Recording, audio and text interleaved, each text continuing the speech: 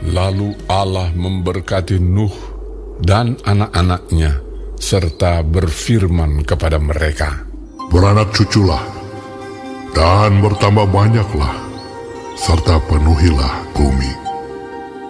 Akan takut dan akan gentar kepadamu segala binatang di bumi dan segala burung di udara. Segala yang bergerak di muka bumi dan segala ikan di laut, ke dalam tanganmu-lah semuanya itu diserahkan. Segala yang bergerak, yang hidup, akan menjadi makananmu.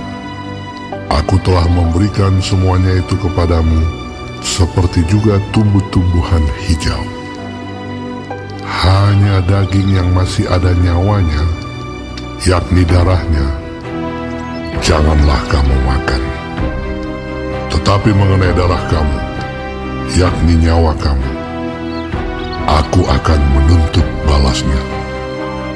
Dari segala binatang aku akan menuntutnya, dan dari setiap manusia aku akan menuntut nyawa sesama manusia. Siapa yang menumpahkan darah manusia, darahnya akan tertumpah oleh manusia. Sebab Allah membuat manusia itu menurut gambarnya sendiri. Dan kamu, beranak cuculah dan bertambah banyak, sehingga tak terbilang jumlahmu di atas bumi.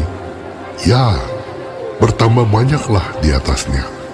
Berfirmanlah Allah kepada Nuh dan kepada anak-anaknya yang bersama-sama dengan dia, "Sesungguhnya aku mengadakan perjanjianku dengan kamu dan dengan keturunanmu, dan dengan segala makhluk hidup yang bersama-sama dengan kamu, burung-burung, ternak dan binatang-binatang liar di bumi yang bersama-sama dengan kamu, segala yang keluar dari bahtera itu, segala binatang di bumi. Maka kuadakan perjanjianku dengan kamu, bahwa sejak ini tidak ada yang hidup yang akan dilenyapkan oleh air bah lagi, dan tidak akan ada lagi air bah untuk memusnahkan bumi." Dan Allah berfirman, "Inilah tanda perjanjian yang kuadakan antara aku dan kamu, serta segala makhluk yang hidup, yang bersama-sama dengan kamu, turun-temurun, untuk selama-lamanya. Busurku kutaruh di awan, supaya itu menjadi tanda perjanjian antara aku dan bumi. Apabila kemudian kudatangkan awan di atas bumi, dan busur itu tampak di awan, maka aku akan mengingat perjanjianku yang telah ada antara aku dan kamu, serta makhluk yang hidup, segala yang bernyawa, sehingga segenap air tidak lagi menjadi air bah untuk memusnahkan segala yang hidup. Jika busur itu ada di awan, maka aku akan melihatnya, sehingga aku mengingat perjanjianku yang kekal antara Allah dan segala makhluk yang hidup, segala makhluk yang ada di bumi." Berfirmanlah Allah kepada Nuh, "Inilah tanda perjanjian yang kuadakan antara aku dan segala makhluk yang ada di bumi." Anak-anak Nuh yang keluar dari bahtera ialah Sem, Ham, dan Yafet. Ham adalah bapa Kanaan. Yang tiga inilah anak-anak Nuh, dan dari mereka inilah tersebar penduduk seluruh bumi. Nuh menjadi petani. Dialah yang mula-mula membuat kebun anggur. Setelah ia minum anggur, mabuklah ia, dan ia telanjang dalam kemahnya. Maka Ham, bapa Kanaan itu, melihat aurat ayahnya, lalu diceritakannya kepada kedua saudaranya di luar. Sesudah itu Sem dan Yafet mengambil sehelai kain dan membentangkannya pada bahu mereka berdua. Lalu mereka berjalan mundur. Mereka menutupi aurat ayahnya sambil berpaling muka, sehingga mereka tidak melihat aurat ayahnya. Setelah Nuh sadar dari mabuknya dan mendengar apa yang dilakukan anak bungsunya kepadanya, berkatalah ia, "Terkutuklah Kanaan, hendaklah ia menjadi hamba yang paling hina bagi saudara-saudaranya." Lagi katanya, "Terpujilah Tuhan, Allah Sem, tetapi hendaklah Kanaan menjadi hamba baginya. Allah meluaskan kiranya tempat kediaman Yafet, dan hendaklah ia tinggal dalam kemah-kemah Sem, tetapi hendaklah Kanaan menjadi hamba baginya." Nuh masih hidup 350 tahun sesudah air bah. Jadi Nuh mencapai umur 950 tahun, lalu ia mati.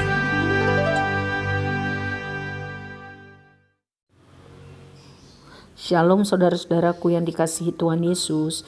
Puji Tuhan, hari ini kita akan mempelajari kitab Kejadian 9. Tuhan Yesus memberkati.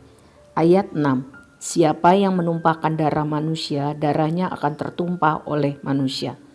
Akibat kekerasan hati manusia, maka nafsu melakukan kekerasan menguasai mereka. Tuhan berusaha melindungi kekudusan hidup manusia dengan membatasi pembunuhan yang ada dalam masyarakat, dengan cara menekankan bahwa manusia diciptakan menurut gambar dan rupa Tuhan, dan bahwa nyawa manusia itu kudus di hadapan Tuhan, dengan menetapkan hukuman mati atau memerintahkan agar semua pembunuh dijatuhi hukuman mati, Keluaran 21 ayat 12, maka bisa dimengerti tentang kekuasaan pemerintah untuk mempergunakan pedang dalam hukuman mati, seperti ditegaskan dalam Perjanjian Baru pada Kisah Rasul 25 ayat yang 11. Selanjutnya di ayat 9 sampai 17 dicatat, "Aku mengadakan perjanjianku dengan kamu." Tuhan berjanji untuk tidak lagi membinasakan bumi dan semua makhluk hidup dengan air bah. Ayat 13, "Busurku kutaruh di awan." Pelangi merupakan tanda dari Tuhan, dan peringatan Tuhan terus-menerus mengenai janjinya untuk tidak lagi memusnahkan semua penghuni bumi dengan air bah. Pelangi seharusnya mengingatkan saya dan saudara bahwa Tuhan itu murah hati, bahwa Tuhan itu setia kepada firman-Nya. Terpujilah Tuhan. Di ayat 21 tercatat mengenai Nuh. Setelah ia minum anggur, mabuklah ia. Penyebutan anggur yang pertama di dalam Alkitab ini dikaitkan dengan kemabukan, dosa, rasa malu, dan kutukan. Karena hal-hal yang jahat menyertai minuman keras, Tuhan telah menjadikan penguasaan diri adalah standar yang tinggi bagi orang-orang yang mengaku sebagai umat Tuhan. Saudara-saudara, di dalam firman Tuhan dicatat mengenai bagaimana Tuhan Yesus di perkawinan di Kana, di Yohanes 2 ayat 11, membuat mujizat. Hal itu dibuat Yesus di Kana yang di Galilea sebagai yang pertama dari tanda-tandanya. Dengan itu ia menyatakan kemuliaannya dan murid-muridnya percaya kepadanya. Hal ini mengenai Tuhan Yesus membuat mujizat air biasa menjadi air anggur. Ini bukan anggur yang memabukkan. Ini adalah anggur yang murni, manis, dan tidak difermentasi untuk menyatakan kemuliaan Tuhan. Selanjutnya ayat 22 mengenai dosa Ham. Ia gagal untuk hormat kepada ayahnya. Bukannya menutupi ketelanjangan Nuh, Ham malah membeberkan keadaan ayahnya yang memalukan itu. Ketika Nuh mengetahui tentang perbuatan Ham yang memalukan itu, yang salah itu, dikutuknya Kanaan, putra Ham. Agaknya Kanaan terlibat dalam perbuatan ayahnya atau punya sifat buruk seperti ayahnya. Keturunan Kanaan akan dijajah dan dikuasai bangsa-bangsa lain. Sebaliknya, keturunan Sem dan Yafet akan diberkati oleh Tuhan. Lihatlah ayat 26 sampai 27. Nubuat Nuh ini bersyarat bagi semua orang yang bersangkutan. Karena setiap keturunan Kanaan yang berbalik kepada Tuhan, yang percaya kepada Tuhan, yang taat kepada perintah Tuhan akan menerima berkat yang diberikan Tuhan kepada keturunan Sem dan Yafet.